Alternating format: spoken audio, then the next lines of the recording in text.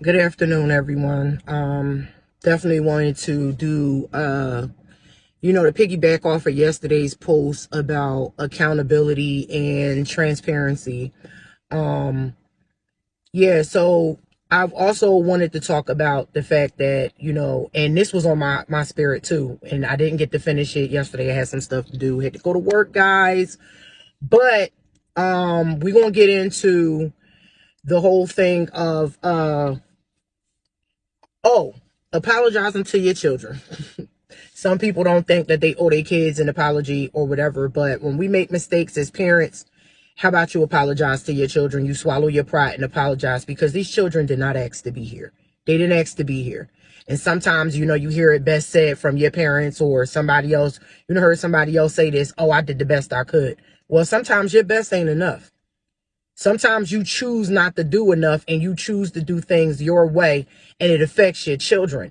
And then when it does affect your children either don't want to come talk to you, or even when they do talk to you, you just feel like, oh, I did what I did. I said what I said. How that work? How that work? These kids did not ask to be here. These children did not ask to be here. You brought them here. So you owe it to them to be the very best that they need. You need to be who you supposed to be for them. Teach them right from wrong. You know what I mean? That's why this generation running wild out here. I wrote a poem about it 8 years ago, and I had no idea it was going to be more relevant in like now than it was when I actually first wrote it. That's what's crazy to me. You know what I mean? And then how about when your kids turn 18? You know what I mean? Like the free will that God gave us. If God gave us free will, how we not going to give our kids free will to go out there and do their own thing instead of us trying to control every narrative in their life? This is after 18, people. I repeat, after they turn 18. You can't control that narrative, especially if your children still live with you and all of that stuff. Then they decide they want to leave or whatever. Oh, I'm out. I'm leaving. And you still trying to control everything. You got to let them go out there and experience that life. You can stress yourself out, or you can let go, let God. You can put that down at God's feet and keep it moving. You got to do what you got to do. Because once you pray for your kids, you can't worry after you drop something down at God's feet and then try to pick that thing back up and worry and stress about what your kids is doing. You can't do that. You can't do that. You got to let them go out there and live their life the best way they know how, whether we agree with that or not. We just can't do it. And back to the whole thing where I said, there's parents out here talking about, well, I did the best I could. No, you gotta, and some of them won't even apologize. Oh my God.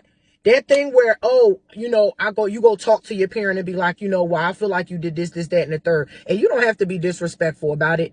Oh, well, I'm sorry you feel that way. Not, I apologize for my behavior, how I treated you, what I said in that moment that hurt your feelings or anything. And here's another thing. This is why there are so many unhealed people walking around, because it started with the parents. The parents was the first bullies, number one. And number two, they didn't know how to apologize even when confronted with something that hurt their children's feelings. They didn't apologize. So that child walked off just feeling like their feelings wasn't even validated.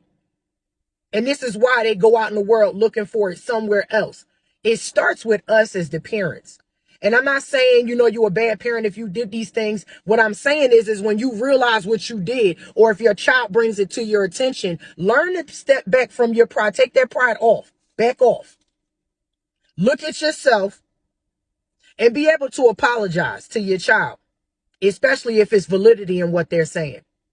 And again, y'all, this is Car Chronicles, from Melissa. We the chosen out here, Matthew 4:19, fishers of men. So, yeah. Y'all have a blessed day. Love y'all. Love, peace, and hair grease.